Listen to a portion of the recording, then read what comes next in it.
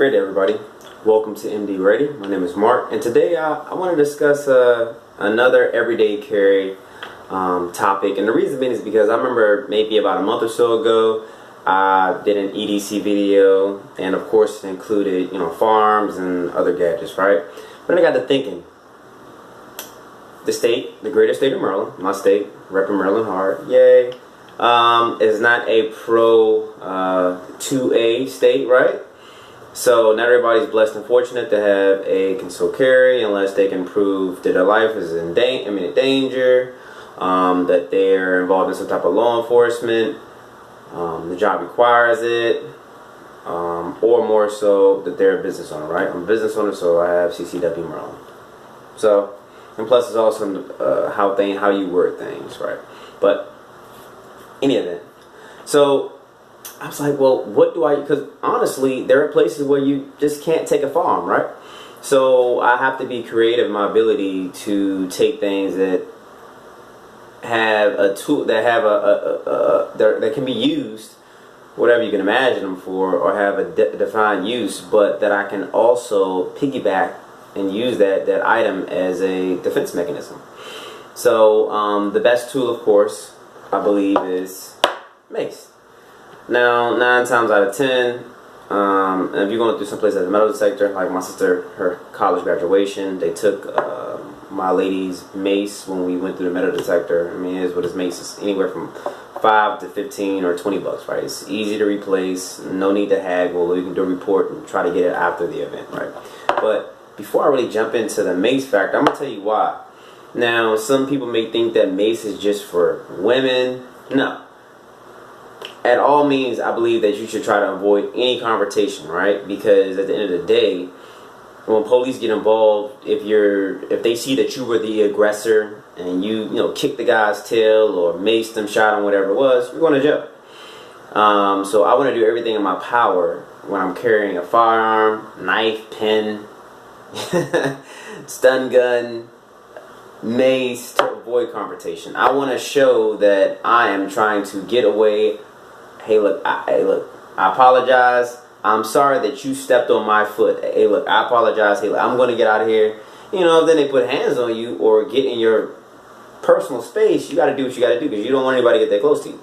So I look at this as a way to keep people away from you. You can be 10 times black belt, like my godbrother Joe, he's a martial arts expert.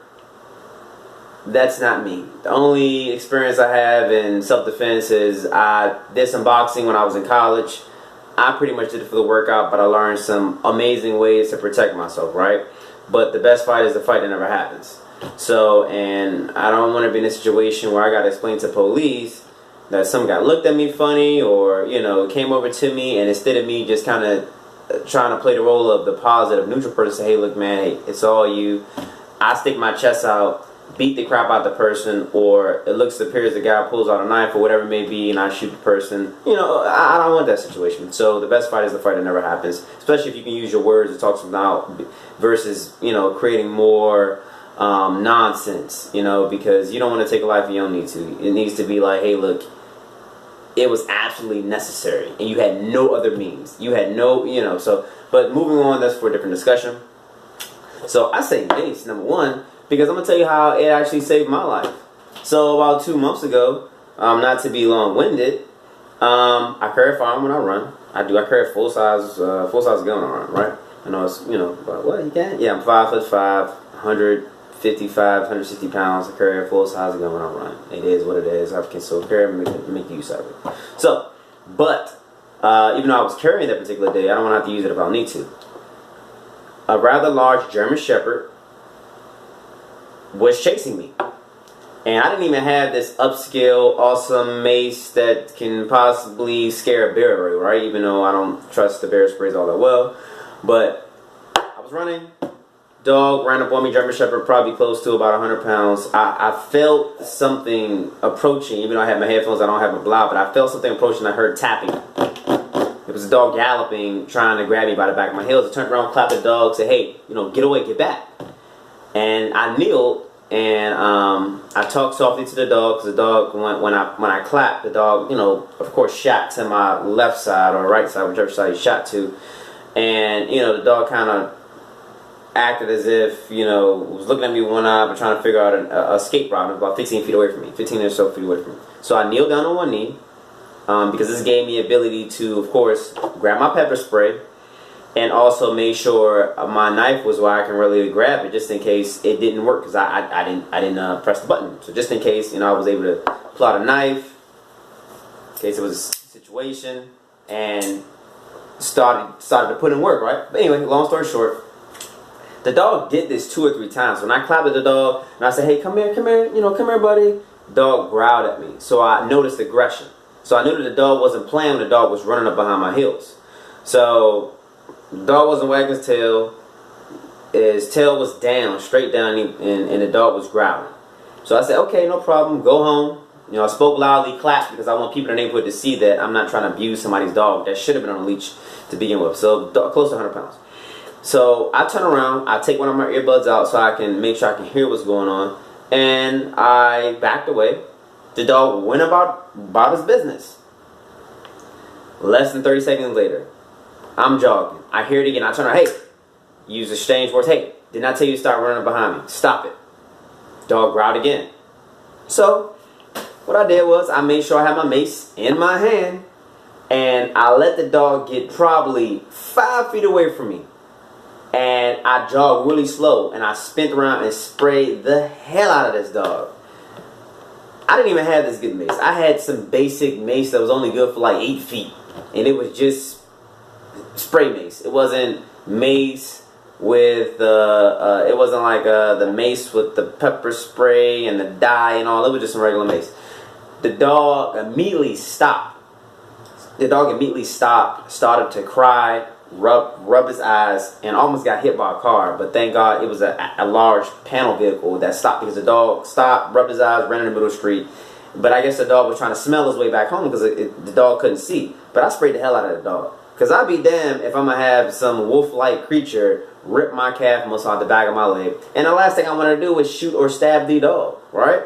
So I figured this was, I'm not going to say non-dangerous, but it's less lethal use of force.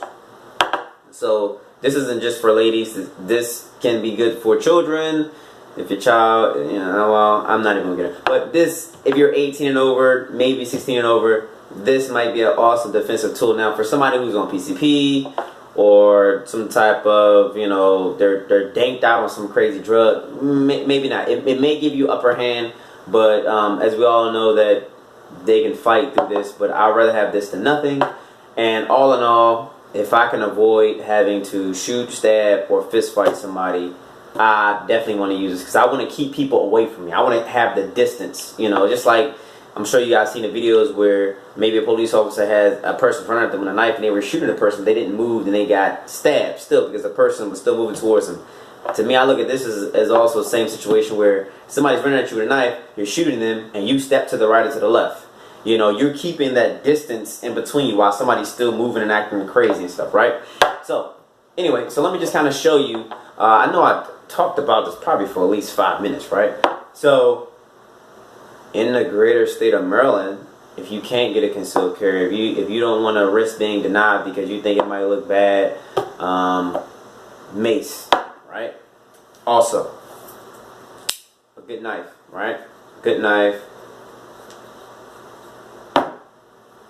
A pen. I don't have my super fancy pen. I lost someplace, so I have another one. A metal pen, not just a pen, but a metal pen, right? And a metal pen where I personally like the ones where the ballpoint pen part comes out the middle, because when you have it closed like this, if you need to use a defensive tool, you'll have DNA trapped in the person on the inside of it. And I like chapstick. But a nice flashlight. Doesn't have to be a flashlight with the prongs on it like so. But I do believe that a nice metal flashlight, in case you need to use it to knock somebody over the head. Now, these, nobody's really going to pay attention to these. A knife under 2.5 inches, right? Just, you know, nobody's going to pay attention to that. Flashlight, pen, and mace. You can put these in your pocket. Nobody will know you have them. You can even get mace that has like a nice little pocket clip on it. And that's what I like about this one for when I go running. It has a pocket clip so I can easily deploy it. A nice knife with a strong pocket clip on it. So one that you can open up quickly, right? And a pen to write.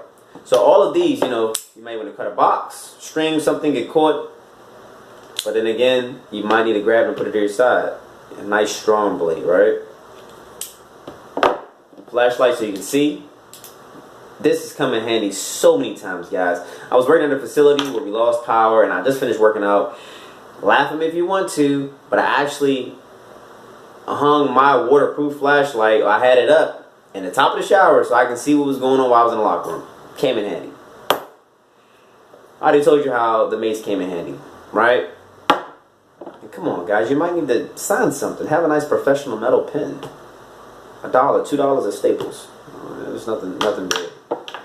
So, hopefully that brought some value to you guys and gave you a different outlook on what you could possibly use things for. You can find flashlights cheap on Amazon. You can find mace on Amazon. It's all different avenues. I don't recommend a particular type of product. None of them are paying me, and I don't want to seem as though I'm trying to support a particular manufacturer. Get what you feel is comfortable. Get this what's going to work for your body. But I know that this will not work for my quote unquote TSA safe EDC or everyday carry. But you all know that for everyday carry, I believe that everybody shit, myself, and is actually doing the video. So cell phone, pen, and light.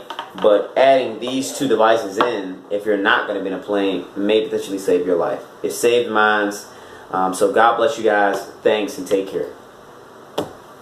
Oh, by the way, please share, subscribe, and like. And if you have any comments as far as what tools actually work for you, in reference to what do you carry, if you don't like what I chose or what may be better for you, hey, let me know. God bless.